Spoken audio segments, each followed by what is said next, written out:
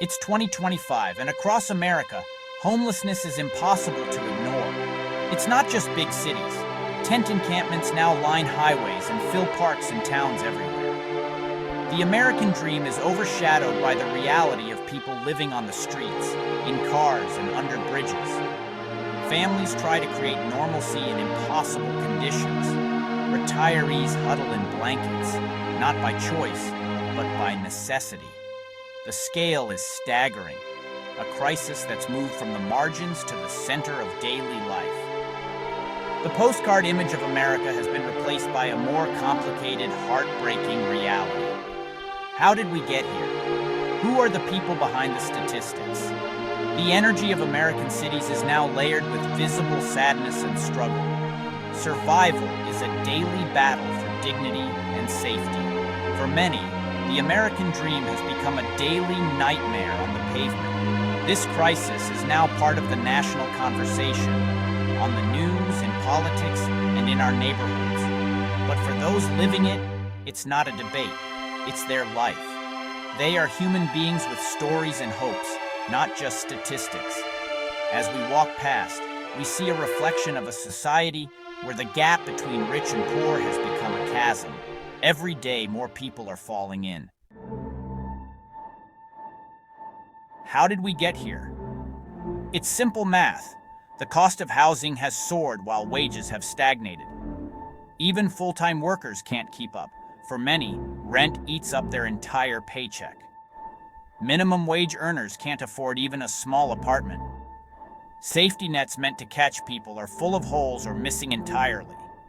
One crisis, a lost job, a medical bill, can mean losing your home. This isn't about individual failure. It's a systemic one. We stopped building affordable homes, prioritized tax cuts for the wealthy, and let inequality grow. The result? A brutal game of musical chairs. When the music stops, you're out of a home. Many experiencing homelessness are working, serving in restaurants, stocking shelves, driving trucks. They're working hard, but the system works harder against them. When a full-time job doesn't pay enough for rent, the problem is the system, not the person. This is a crisis born from policy choices that favor the few over the many. The myth that people don't want to work is just that, a myth. The equation is simple. High costs, low pay, and millions left out in the cold.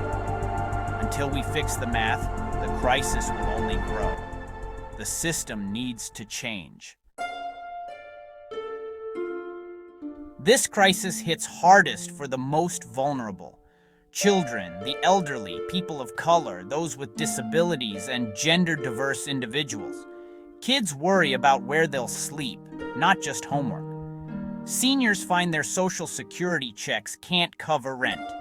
Black, Indigenous, and other marginalized groups face higher rates of homelessness due to systemic racism. People with disabilities struggle to find accessible, affordable housing. Transgender youth are often forced out by families and face discrimination in shelters. The system isn't built for those who need help most. For these groups, the cracks in society are canyons. They fall through first and fall the furthest. The crisis exposes deep, persistent inequalities. Homelessness isn't just a big city issue anymore. It's in suburbs and rural towns. People sleeping in cars and mall parking lots, tents in the woods behind quiet neighborhoods. Smaller communities lack the resources, shelters, outreach, funding to respond.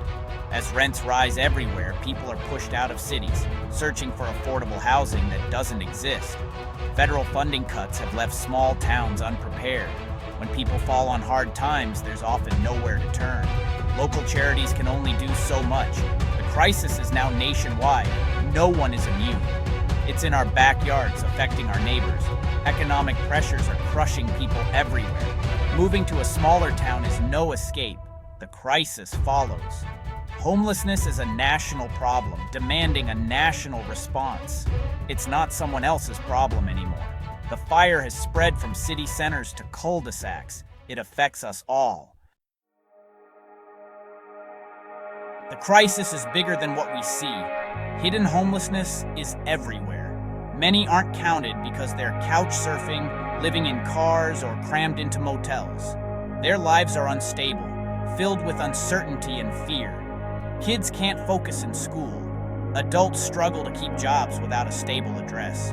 Hidden homelessness is just one step away from the street. These people often lack access to services and support.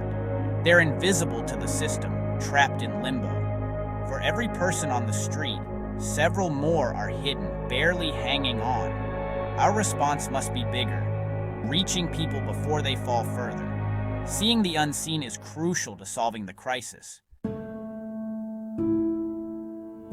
This isn't just an American problem. The UK faces a severe housing emergency too. Costs of living have exploded, wages haven't kept up, and record numbers are becoming homeless. Families are stuck in temporary accommodation, hostels, hotels, for months or years.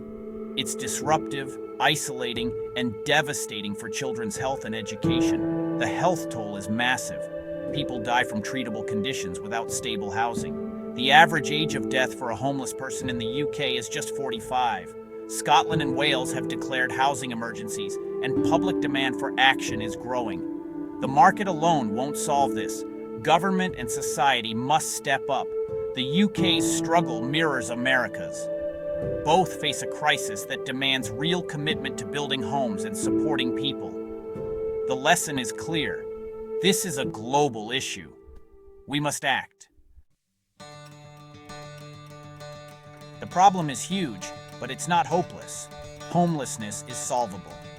We've seen progress, like the reduction in veteran homelessness through targeted support and housing. The solution is clear.